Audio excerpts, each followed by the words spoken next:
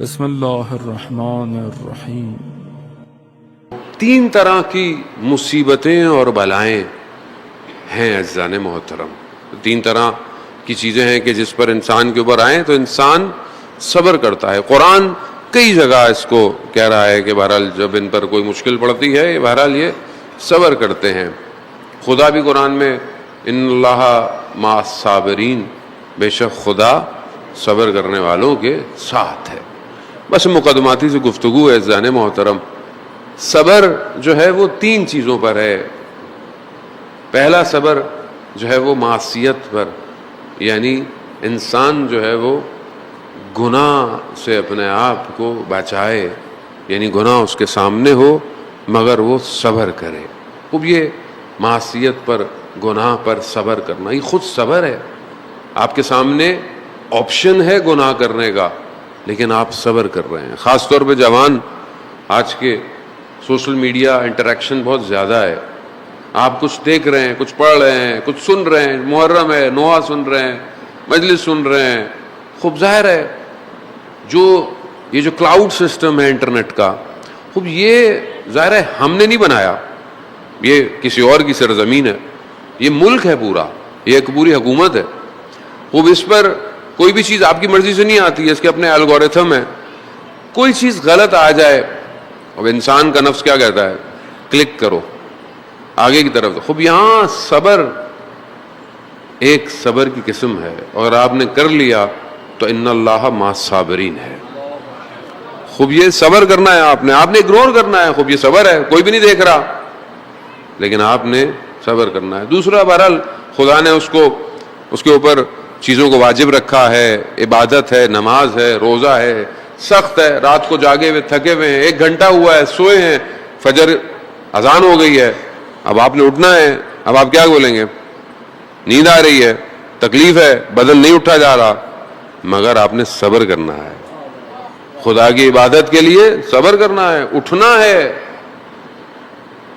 تیسرا صبر، آپ کی زندگی میں مصیبتیں، مشکلات، بلائیں، بیماری، خوب اس پہ بھی آپ نے صبر کرنا ہے۔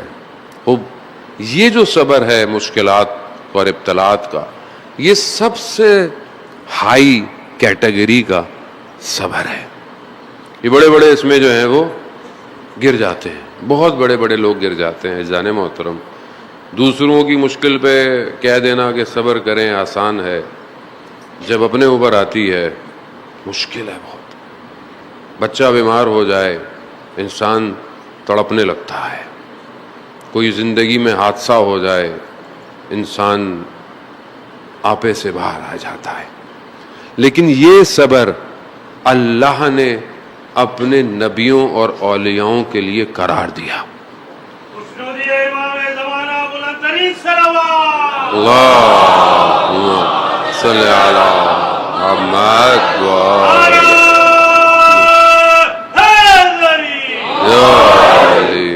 زن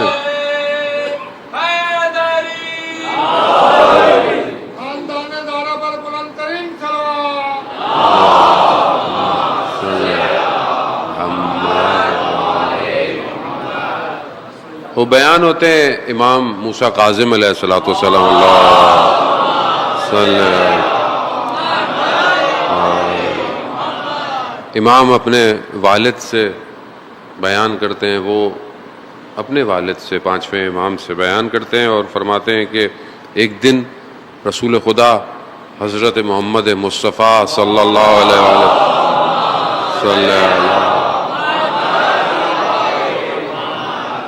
رسول خدا نے سب کو جمع کیا، کس کو؟ اپنی بیٹی کو، اپنے 2 نواسوں کو اور امام علی کو، اور دروازہ بند کر دیا۔ گویا کوئی خاص بات تھی جو بیان کرنا چاہ رہے تھے۔ جب انہیں جمع کیا کہا کہ اللہ نے سلام بھجوایا ہے اور جبرائیل بھی میرے ساتھ ہیں، خدا نے ہمارا جو امتحان قرار دیا ہے، میرے اہل بیت، یعنی آپ میرے اہل بیت ہیں، آپ اہل خدا ہیں، خدا کے لیے، خدا کی طرف سے ہم سب کا جو خدا نے امتحان قرار دیا ہے وہ مشکلات اور فتنوں سے ہے. اب یہ ظاہر ہے آپ کے سامنے کتنی مشکلات انبیاء پر آئیں. انبیاؤں کو آروں سے کاٹ دیا گیا, انبیاؤں کو کنوؤں میں دھکیل لیا گیا, انبیاؤں کے ساتھ آپ کے سامنے کتنی مشکلات ہوئی. خدا نے اپنے چاہنے والوں کو آزمائش کے ذریعے سے کمال دیا ہے. جتنی خدا زیادہ محبت کرتا ہے اتنا امتحان بڑھ جاتا ہے. اب آپ اپنی زندگی میں دیکھ لیں, بعض اوقات لوگ کہتے ہیں مولانا صاحب ہماری زندگی میں تو مشکل ہی ختم نہیں ہو رہی ہے. مشکل کیونکہ مجھے اس لیے لگتی ہے کیونکہ میں مادے میں پھنسا ہوا ہوں. میں اپنے آپ کو مادے سے باہر کر لوں مجھے کوئی مشکل نہیں لگے گی. وہ سید الشہداء علیہ الصلوۃ والسلام نے ساری آزمائشوں کو کربلا میں دعوت دی ہے اور سب کو جمع کیا ہے. یعنی جو مشکل ہو سکتی تھی کربلا میں آئی ہے, اور اس کے بعد ایک لمحے کے لیے بھی اپنے چہرے پر درد کا اظہار نہیں کیا.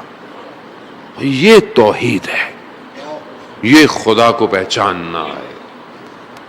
آغا دولابی بہت بڑے عارف, مشہد کم المقدس میں بی بی کے حرم میں دفن ہے.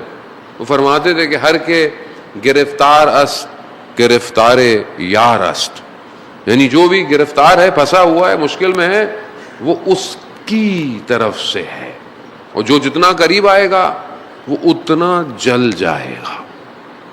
خوب ظاہر ہے یہ عشق آسان نہیں ہے, یہ محبت الہی آسان نہیں ہے. مولا امیر علی ابن ابی طالب علیہ الصلوۃ والسلام صلی اللہ علیہ امام ارشاد فرماتے ہیں کہ اللہ کی محبت ایک آتش کی طرح ہے, اور اس آتش سے تم جب تک نہیں نکلو گے جب تک تم جل نہیں جاؤ گے. وہ ہم زندگی میں, ہماری زندگی میں پریشانی کہاں ہے, مشکل کہاں ہے, ہم نے مشکل دیکھی کہاں ہے. عزیزان محترم, وہ کربلا دعوت دے رہی ہے, اگر مشکلات کو برداشت کر سکتے ہو آؤ, لیکن یہ مشکلات تمہیں جو ہے وہ گوہر کی طرح چمکا دے گی. وہ اسی لیے انسان جو ہے وہ اس طرف آتا ہے. لیکن اس کی سب سے بڑی جو چیز وہ معرفت ہے. اگر انسان پہچان جائے تو وہ پھر پلٹتا نہیں ہے. وہ لوگ کہ جو امام علیہ الصلوۃ والسلام کے ساتھ تھے یا جنہوں نے ساتھ دیا وہ پہچان گئے تھے.